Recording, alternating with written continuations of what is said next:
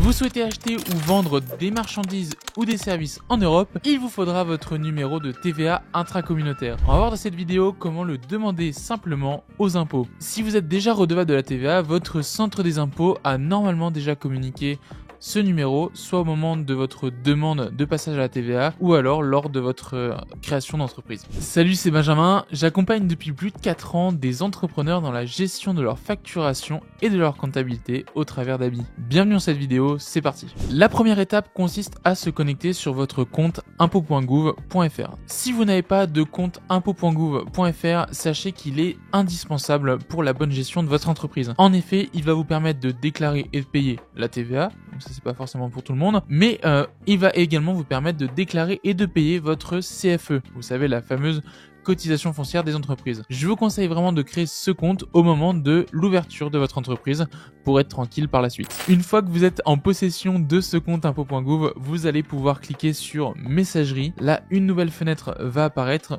Voilà, vous allez ensuite ici dans écrire TVA et annexe et ensuite vous pouvez cliquer sur je demande un numéro de TVA intracommunautaire. Une nouvelle page va s'ouvrir.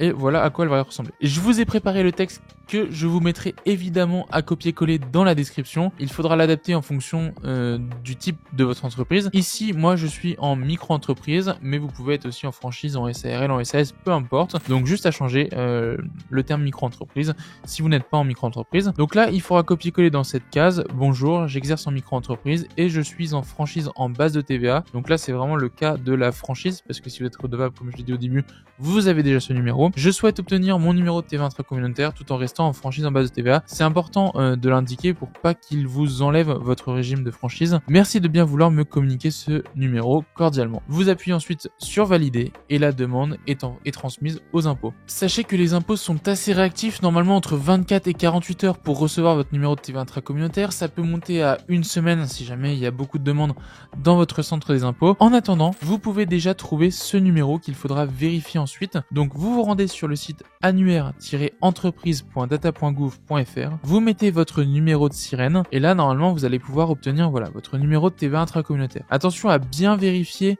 qu'il correspond bien à celui que vous avez reçu des impôts. Normalement, il est calculable, donc il n'y aura pas de souci, mais vérifiez-le bien quand même quand vous recevez celui des impôts. Pour vérifier qu'un numéro de TVA intracommunautaire est valide, quand un fournisseur vous le donne, ou vous, quand vous le donnez à un fournisseur, le vôtre, pour vérifier qu'il est bien actif, il y a un site développé par l'Union européenne. Donc on va se rendre sur ce site, c'est VIES, donc ec.europa.eu. Je vous mets également le lien en description, pas de panique. Ensuite, vous pouvez mettre donc le member state. Donc là, nous, on est en France. Je mets le numéro donc le VAT number, le numéro de TVA intracommunautaire d'Abi. Je vérifie.